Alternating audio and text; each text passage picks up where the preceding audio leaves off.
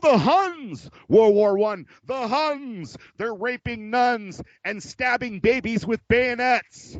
Where did we hear that? Oh, they're taking the babies out of the incubator and throwing them on the floor. You know, when I look at 9/11 shit and Iraq shit now, it's like watching a 1970s movie. Man, I see right through it. It's so phony.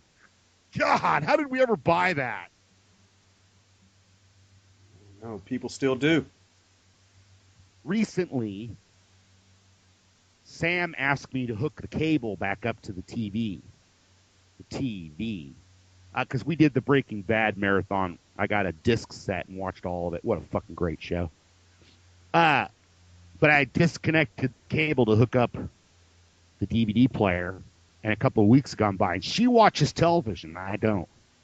And so I went ahead and, like, after being told a couple times, I hooked up the cable, and she started watching TV again, right? Well, a couple times, it's cold here, brother. I'm sure you know, but I go inside, and I wind up plopping down on the couch and watching TV. Television.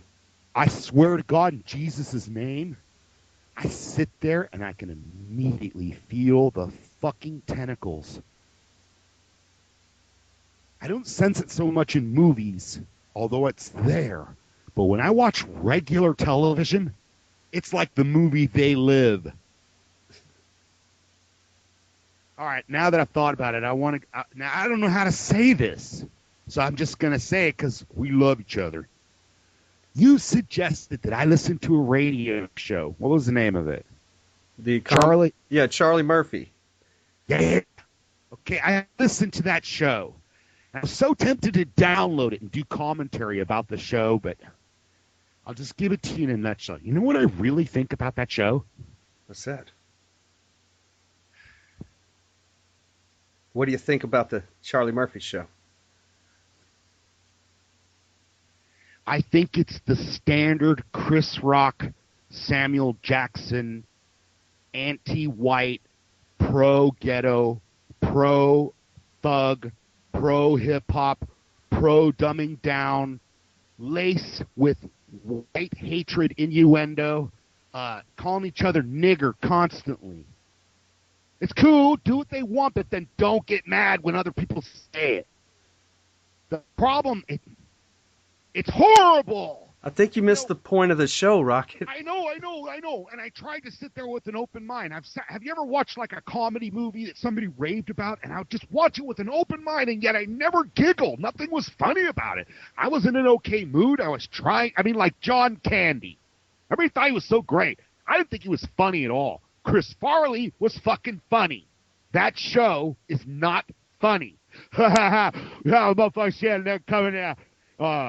Hell. I'll just tell you, the vocabulary on that show, like counting cards, I was counting it. There was a grand total of 687 different words spoken on that entire 2-hour show, dude.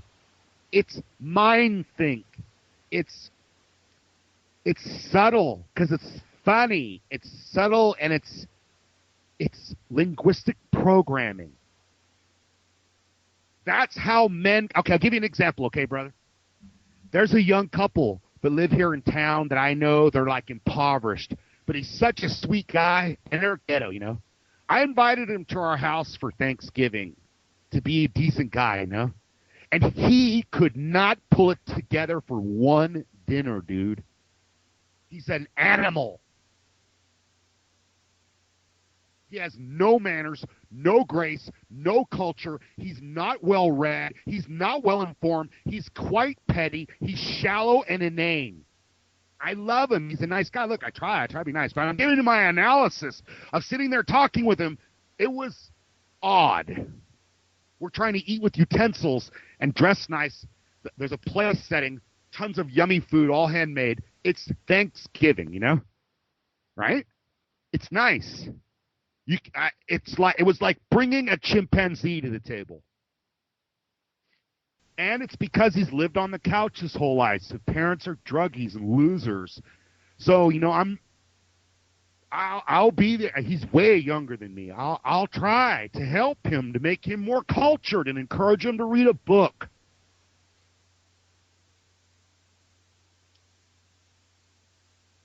I would like to insert a part of that show that Rocket doesn't think is funny right here.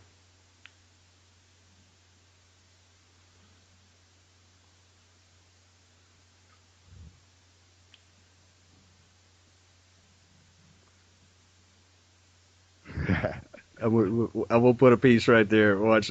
Hey, it's not gonna be fair though because I'm gonna pick Like, the let's say funniest that piece. you watched a video and it was a dog. And when the dog barked, it sounded like, I love you. It sounds like he's saying, I love you. And it's funny. That dog sounds like he's saying, I love you. And at the end of the video, they bashed its head in with a sledgehammer where you could see the blood and guts. And then it ended. Was it funny? No. The beginning was funny, I guess.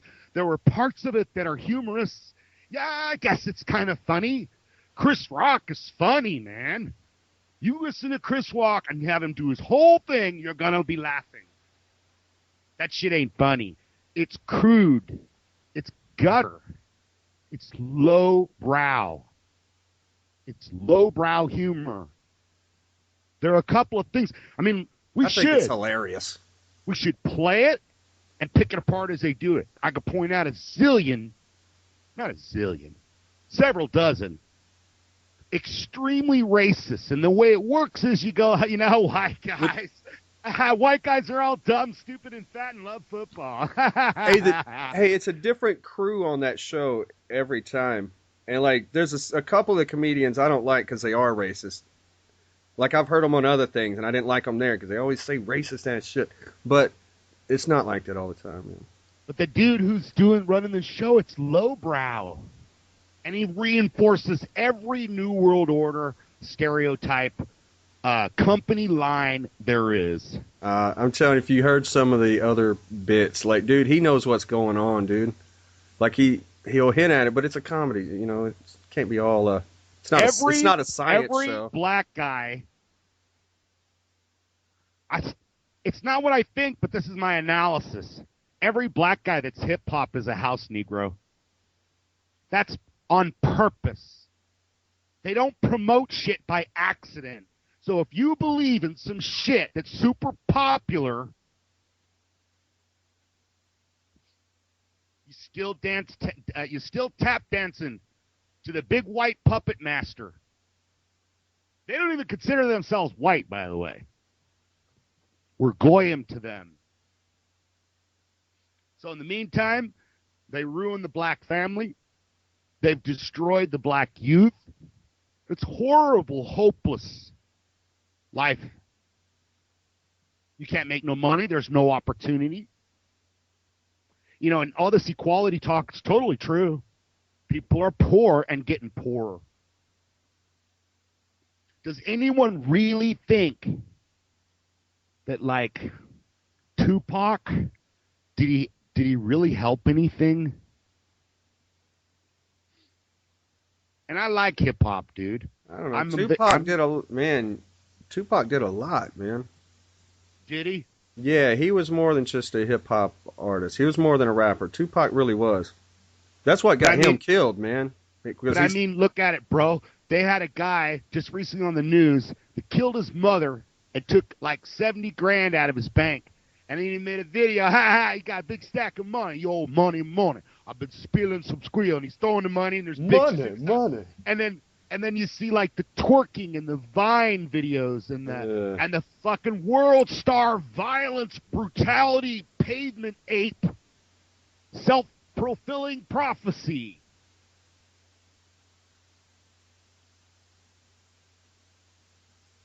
The black race, their problem right now is the black woman. She done fucked them up by having babies and being on welfare. Hey, what do you think about Michelle Obama staying in Hawaii? Did you hear about that?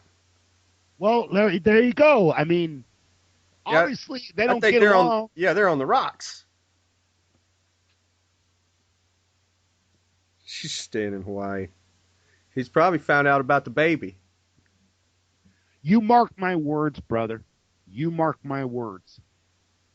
Eventually, it'll get so bad that if you look hip-hop, you're going to get shot on the spot. That's how they'll be able to, you know why Arabic guys, Muslim guys have a beard? You know why? The real reason is so they can identify each other in the battlefield. Why did the British wear red coats? So that the general standing up on top of the hill could see him and control him and identify his men. You're in there slashing with your sword and you're Islamic. You don't kill any guys with beards. All the British soldiers, they're all clean shaven, cut their throats. And you're slashing and fucking fighting. You don't have time to identify everybody. It's hard. So eventually, it'll become a race war. And it won't matter what side you're on, it'll be how you look. And it's going to be ultra right-wing conservative because the pendulum is already swinging back. Every popular vote regarding homosexuality gets shot down.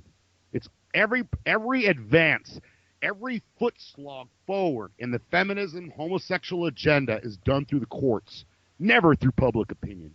It's a one tiny minority who's got a strong lobby group. Who else is like that? AIPAC. Why do we support Israel? You know, when they first give Israel in 1947 or some shit, it was this little city. Now it's all Palestine, and the Palestinians are squished down into these little areas. They did that shit illegally, man. Why do we support that shit? It's apartheid, man. I don't know. Why do we give them $2 billion? They're going to be, their plan. Oh, I'm getting to my point. Their plan in the New World Order is that Israel will be the capital and all the goyim will serve their needs. You know what, man? Israel can't even deal with Gazans. They can't even deal with Palestinians that are unarmed. If they fuck with Iran, the Jews have to refuel in air twice. And Iran is huge. And where do you bomb it?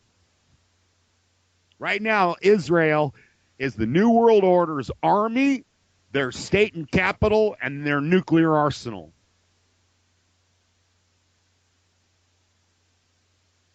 The real war is going to take place between China and Japan, the Philippines. I talked to a lieutenant colonel yesterday in the Army, quite a bit there. He's training MASH units in Bangkok. Why do they need MASH units in Bangkok? In a big hurry, too. I asked him why those 9 generals were let go. Is it a purge? Is there a coup? He said no. The wars are over. They're letting people go.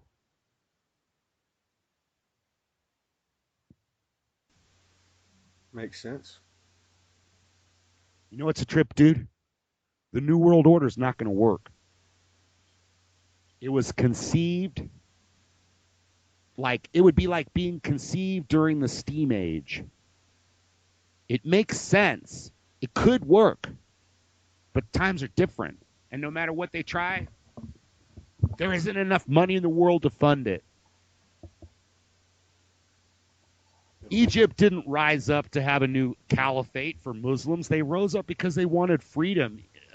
Egyptian people are like some of the most friendly and hospitable people you ever meet, even in their own culture, over there in Egypt. People want freedom, man. And there's less kings. In World War I and World War II, they were still kings and shit. Like a couple of guys could decide who goes to war. Now there's more debate. And, you know, China can't attack us. We owe them money. They want our property. They want Washington State's water. They're not going to destroy the United States, not with a bunch of bombs. And they're not going to fucking go up against the citizens. Too many guns. We're actually looking good. The New World Order will not work. It will not work. It won't work. It was good. Maybe they missed it. Maybe they missed their window. My analysis says I'm no longer afraid of it. It's not going to work. One reason why we assume it's going to work is our